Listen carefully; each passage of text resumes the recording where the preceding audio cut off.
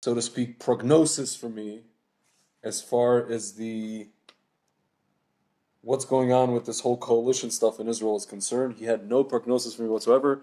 He seemed very, I don't want to say he sounded defeated, but he seemed very flabbergasted by the whole thing that Gantz and Lieberman and the Arabs were going to form a coalition.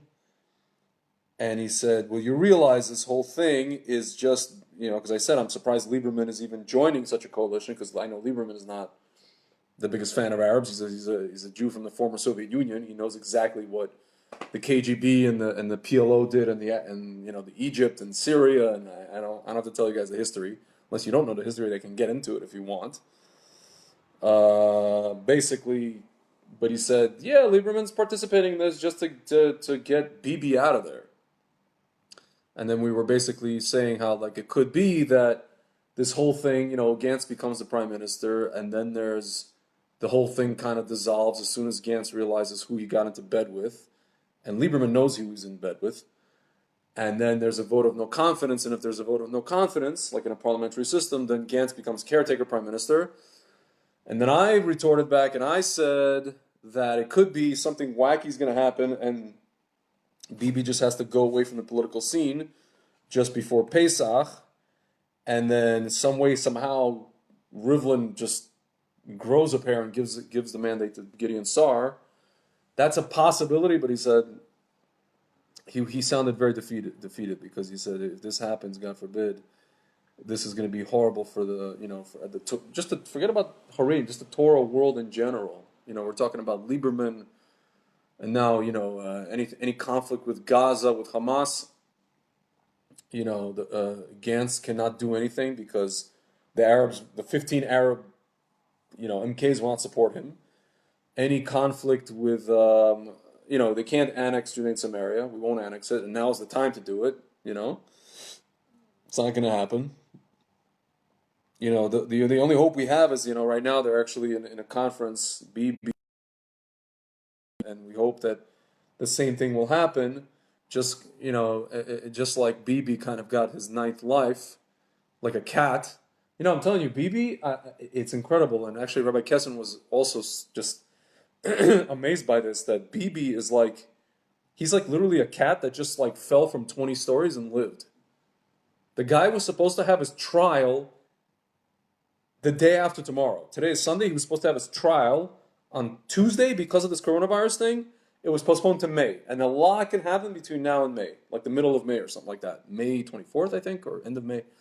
I mean, the guy is just, it's incredible. It's really incredible. Hashem is doing something. Clearly Hashem is doing something. We don't know what Hashem is doing, but he's doing something.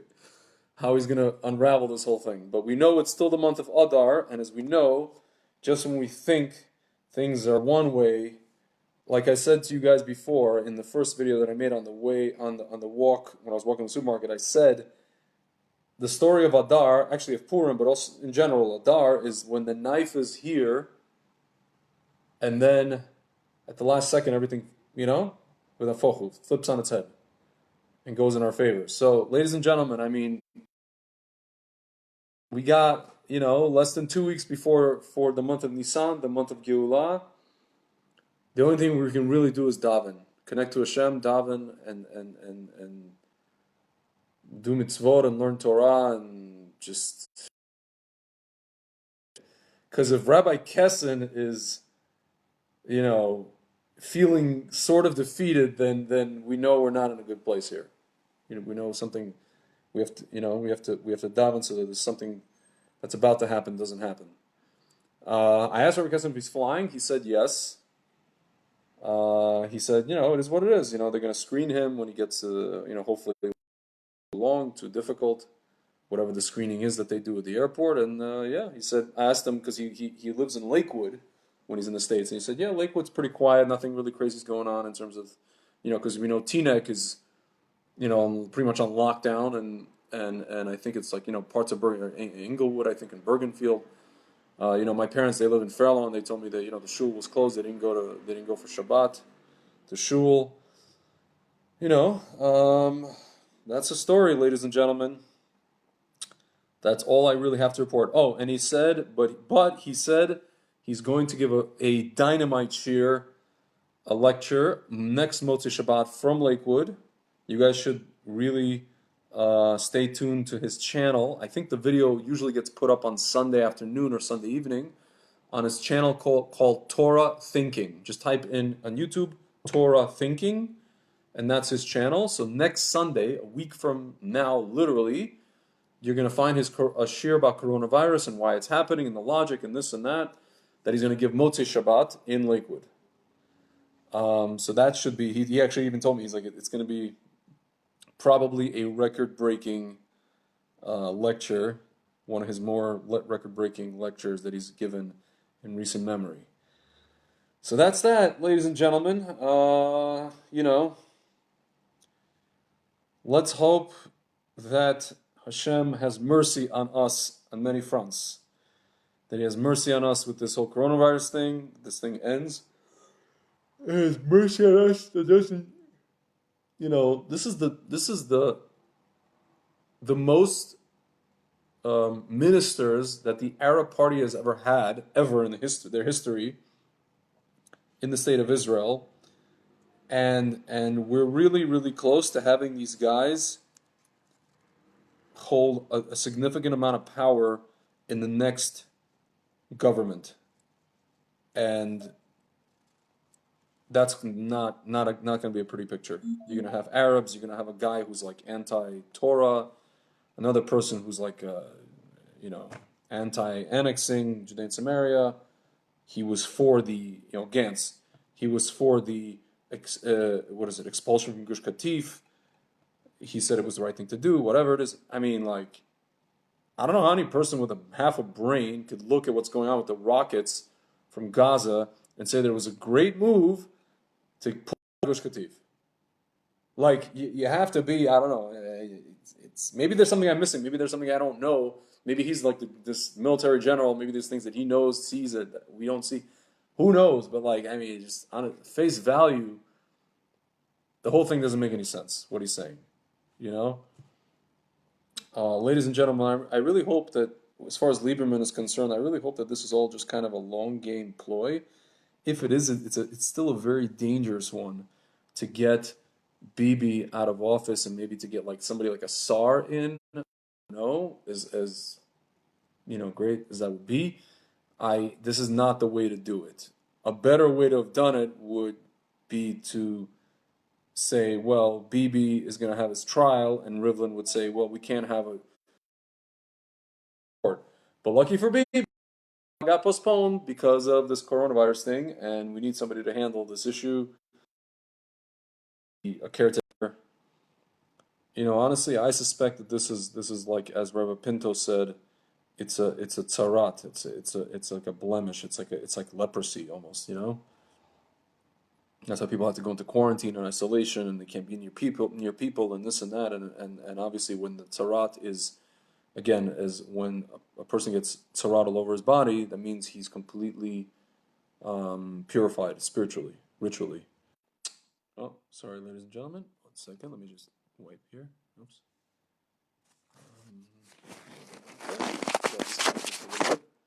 Okay, better. Yeah, so as I was saying, with the whole Tzarat thing, so we basically become ritually pure. And listen, this is a purification, for Israel, for the world. It's all part of it. It's all part of the Geulah process.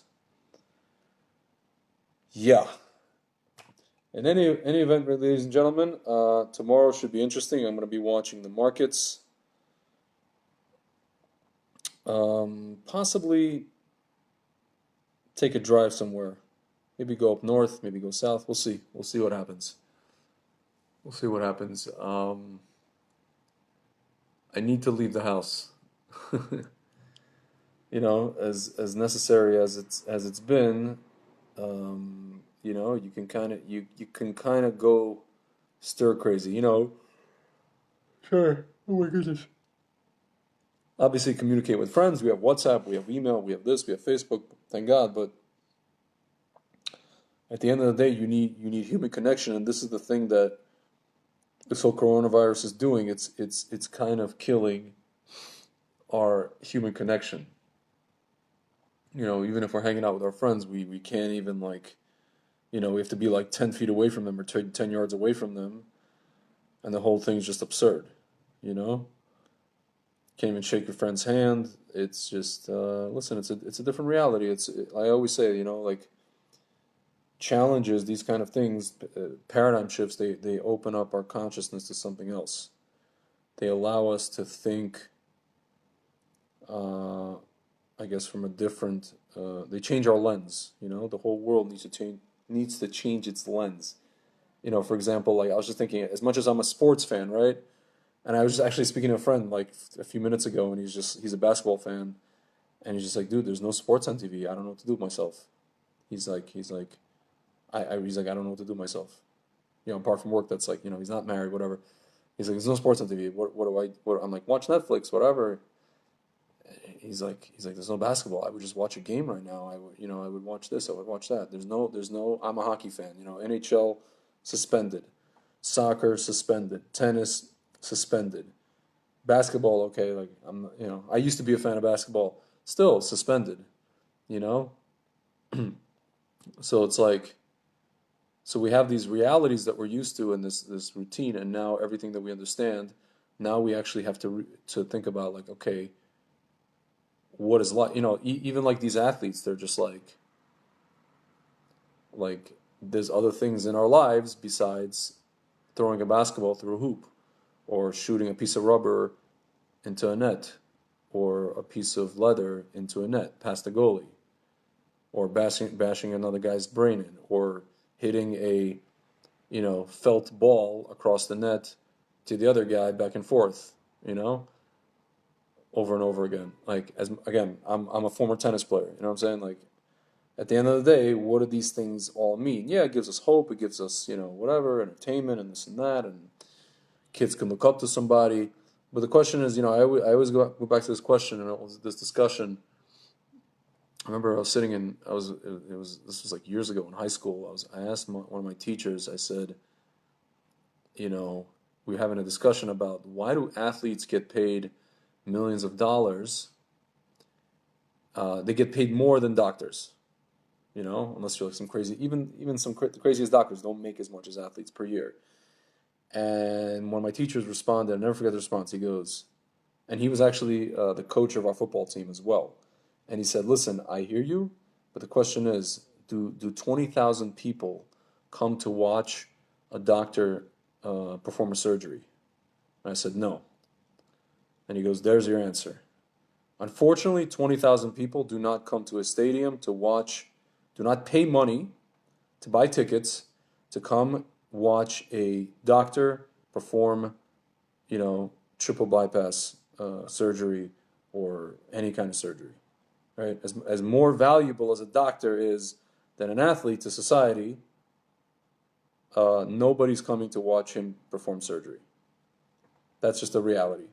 However, a bunch of people are lining up. They're paying $100 a ticket, $150 a ticket to come watch LeBron James, Steph Curry dunk and shoot 3-pointers, and Harden, do his same move that nobody could stop over and over again. And Lord knows why. That is, this is why these guys make the big bucks. This is it. And our sages said that, before Mashiach, that these guys would come back, so to speak, the gladiators of old would come back, and they're not going to be fighting to the death. It would just be entertainment. These guys would be there for entertainment purposes. They would get paid a lot of money. Even the so to speak, poorest of them would get paid as much as the richest doctor. The guy who plays in the NHL, a rookie coming into the NHL today. The NHL is the least revenue generating sports out of the four major sports in America. So the guys make the least amount out of any athlete, hockey players. Maybe that's why they're like, the nicest guys, the least pretentious, so to speak. So a rookie coming into the league makes, I believe, $900,000 a year, right? Obviously before taxes, but still, he makes $900,000 a year.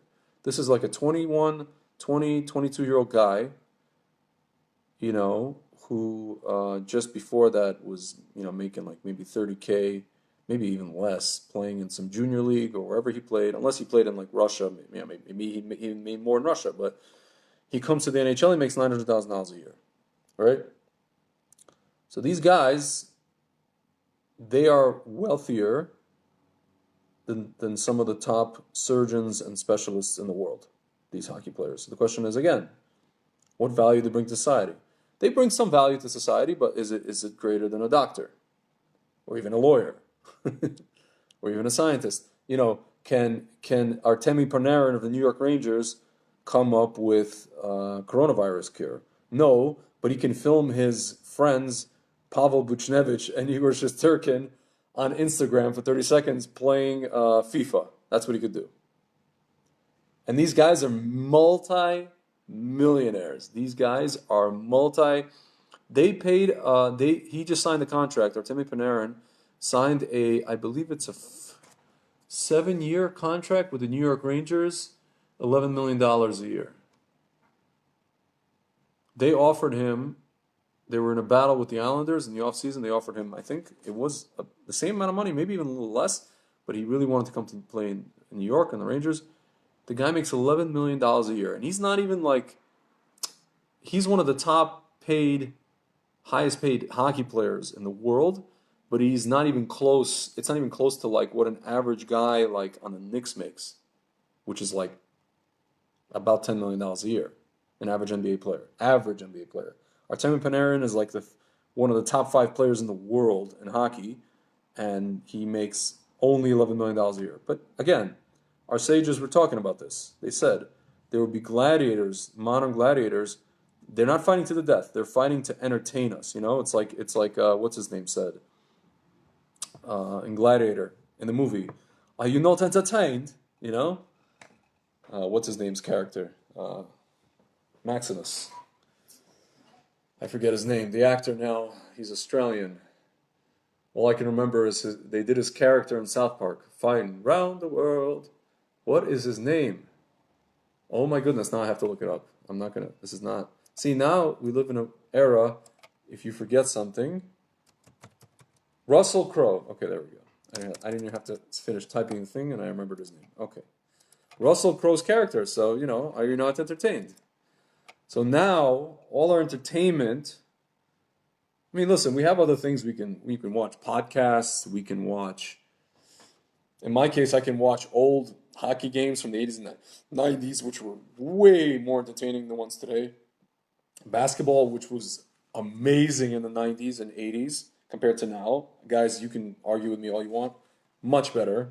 Michael Jordan, Patrick Ewing, the Dream Team, Isaiah Thomas, Larry Bird, Magic Johnson, Scottie Pippen. I could keep going, okay? Those guys and the way they play basketball, Dennis Rodman, compared to what's being played today, 2 different games, 2 different sports, okay? Or even the stuff they played in the 70s. But definitely 80s and 90s was probably the pinnacle, in my opinion, the pinnacle of basketball ever. Even like the early 2000s, you're talking about like Vince Carter, Allen Iverson. The stuff they've been playing in the last, I would say, 10 years, it's just, I don't know. I really don't know if you could call it basketball. You breathe on a guy, they call a foul. There's no more hard fouls. Everything's a flagrant foul. Half the shots, because of analytics, are 3-point shots, because Mr. Steph Curry came along and basically changed the game, and he just made it like, I personally can't watch it anymore. I don't know about you guys. Tennis is still great. Best it's ever been, probably. Soccer is fantastic. Unfortunately, I think they said they're about to maybe postpone or cancel the Euro. I don't know what they're going to do with the Olympics. I mean, the Olympics technically are supposed to be. Oh, they're supposed to be in the winter. That's why they're not even talking about that. And I think, the World Cup is like in 2 years.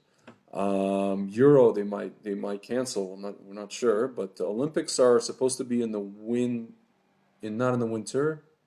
Are they in the winter? Not in the winter, in the fall. I'm sorry, in the fall, October. So they're kind of like they're not even talking about that yet. But again, ladies and gentlemen, like we have to now shift our priorities, and the people involved in these things have to shift their priorities. What's important in life? Family, Torah and mitzvot. There's a lot of people, like I hate to say it, Orthodox world, Orthodox Jews, and I'm also one of them. You know, oh man, the Patriots, the Jets, the Giants, the Knicks. You go to like a Nets game in Brooklyn, it's Jewish night, and they have like these Chabad kids playing against these modern Orthodox kids at halftime. Like, and I'm just like, seriously? We're like participating in Rome's Colosseum stuff? It's one thing you go watch it, you're interested, fine, whatever. We're like part of it. And it's just like, is this what the Torah is all about? Is this what like the Jewish nation is all about? Like it's funny, I was watching Curb Your Enthusiasm clips, and like this is the recent season of the show, and there's a character on the show, he passes away. One of Larry's friends, one of Larry's golf buddies. And why did he pass away? Because he became so upset. He was obsessed. He was upset because he was obsessed. He was obsessed with the Jets, and the Jets, as you guys know, are not that good of a team. And they basically like, the guy was a Jets fan, and they were detrimental to his health, to the point where he just died of a heart attack. And like, and so Larry, Larry David is talking to the guy's widow, and she's like, she's like, I totally didn't see this coming. This is a surprise, whatever. And he's like, well, he's been really upset lately about the Jets, about the draft picks and this. And these are like, Jewish guys. And I'm just like, wow, it really is and Larry is a genius, actually, Larry David. He made an observation of where society's at by creating this whole scene with this character who gets upset, so upset, that the New York Jets become his whole life, that he's so upset that they stink, that he had a heart attack and he keeled over, right? And Larry is conscious of that. He's actually, with this humorous, situation episode, he's making a commentary on society to the point where like people care about sports so much that they get like heart attacks from it. Some people bet on sports. They bet on basketball and football and this and that and boxing and MMA, mixed martial arts, UFC. I mean, like, recently we had, what was it, boxing, the Tyson Fury, the guy from England, versus Deontay Wilder fight. It was one of the most watched and probably betted on fights in the history of boxing ever. And it was so hyped, and people are just like, and when's the next one? When's the next? When's the trilogy? When's number 3? And then then this guy's gonna fight the other guy in the other division, whatever, like the other guy, whatever, what's his name? Anthony Joshua. It's like, then those guys have to fight, and then it's like, when the question is, ladies and gentlemen, when does it end? I'm a sports fan. I'm asking as a person who's been into sports all my life. My question is like this: when does this end? What's the meaning? What's the end game? It just keeps going and going and going and going and going. Like,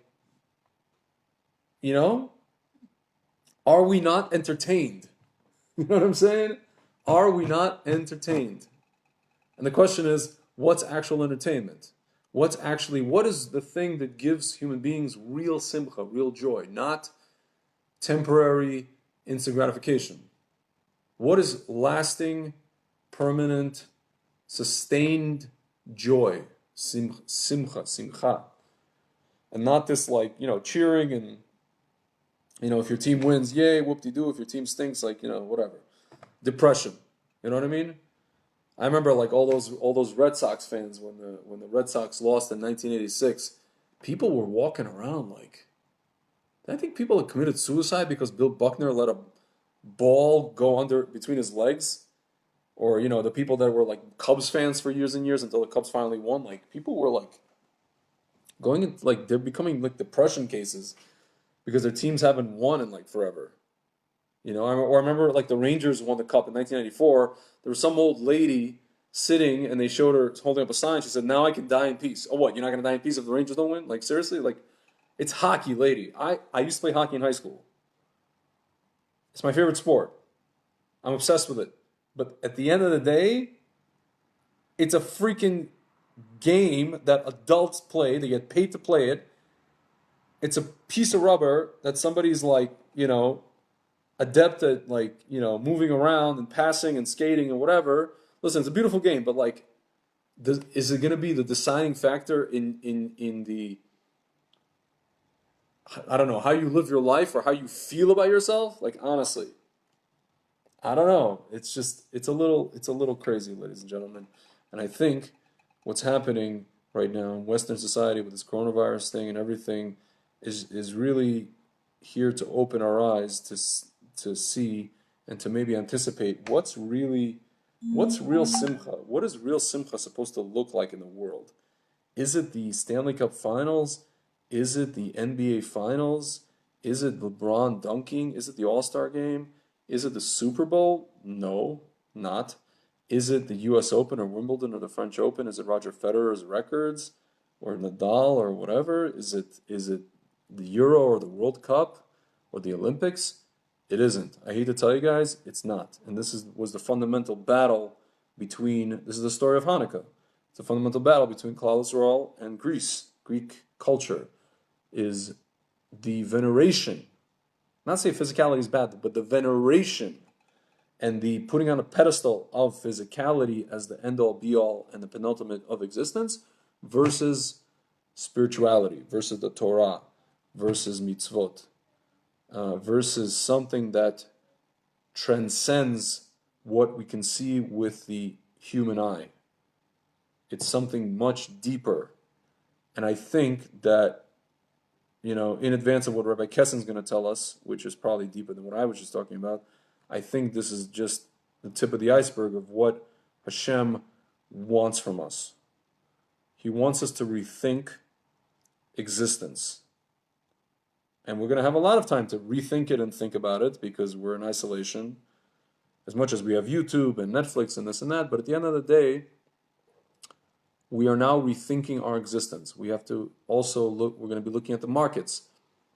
A lot of the people, this market crash happened last week. What was the parsha? The golden calf, right?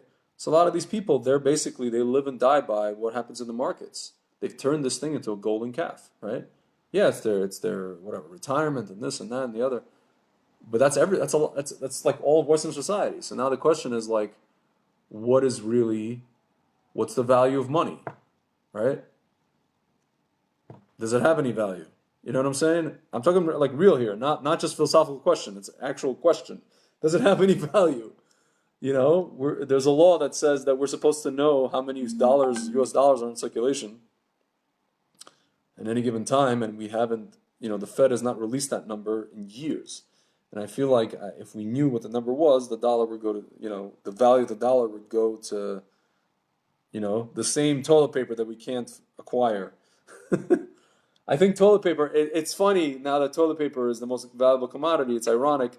I think toilet paper is more valuable than the dollar.